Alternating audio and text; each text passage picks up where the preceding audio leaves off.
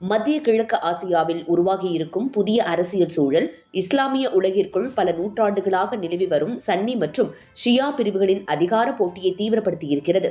சன்னி பிரிவின் மையமாக திகழும் சவுதி அரேபியாவிற்கும் ஷியா பிரிவின் தலைமை இடமான ஈரானுக்கும் இடையே பிராந்திய மேலாதிக்கத்தை நிலைநாட்டுவதில் கடுமையான முரண்பாடு நீடிக்கிறது.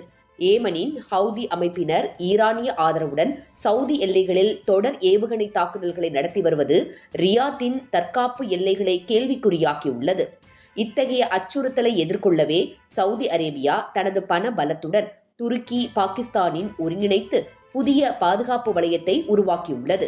ஆனால் இந்த கூட்டணியால் ஈரான் தனித்து விடப்பட்டு விட்டது என்று எண்ணிவிட முடியாது. ஏனென்றால் லெபனானின் ஹிஸ்புல்லா, ஏமனின் ஹவுத்திகள், ஈராக்கிய படைகள் போன்ற சக்தி வாய்ந்த நிழல் அமைப்புகளை தாண்டி ரஷ்யா மற்றும் சீனா போன்ற வல்லரசுகளின் வலுவான மறைமுக ஆதரவும் ஈரானுக்கு இருக்கிறது.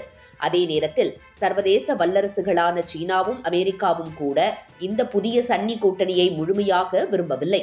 பாகிஸ்தானுக்கு சீனா ஆதரவளித்தாலும் மத்திய கிழக்கில் ஈரான் உட்பட அனைத்து தரப்பினருடனும் வணிக உறவை பேணவே சீனா விரும்புகிறது.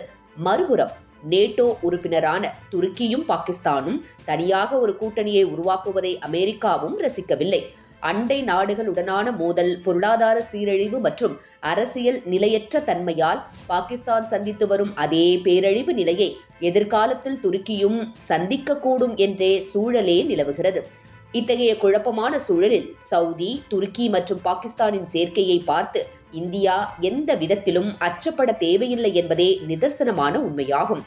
நாளை பாகிஸ்தானுக்கும் இந்தியாவிற்கும் இடையே ஒரு மோதல் சூழல் உருவானால் கூட பாகிஸ்தானுக்காக சவுதி அரேபியா ஒருபோதும் களத்தில் இறங்கி இந்தியாவுக்கு எதிராக நிற்காது. ஏனென்றால் இந்தியாவின் பிரம்மாண்டமான சந்தை, வலுவான வர்த்தக மற்றும் ஆற்றல் சார்ந்த பொருளாதார உறவுகளை சவுதி அரேபியா தனது சொந்த நலனுக்காக எப்போதும் கைவிடாது. மேலோட்டமாக பார்த்தால் இஸ்லாமிய நாடுகளின் கூட்டணி போல உருவகப்படுத்தப்பட்டாலும் நாடுகளின் சுய நலன்களும் பொருளாதாரமுமே உண்மையான முடிவுகளை தீர்மானிக்கின்றன.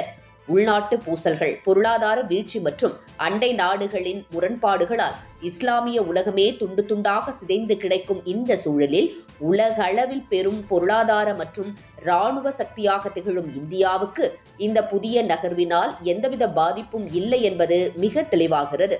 ஏற்கனவே ஆபரேஷன் சிந்துவின் நிகழ்வின் போதே பாகிஸ்தானும் துருக்கியும் இணைந்து களமிறங்கிய நூற்றுக்கணக்கான துருக்கிய ட்ரோன்களை முறியடித்து இந்திய படைகள் தங்களது வான் பாதுகாப்பு வலிமையை உலகிற்கு நிரூபித்துள்ளன என்பது குறிப்பிடத்தக்கது.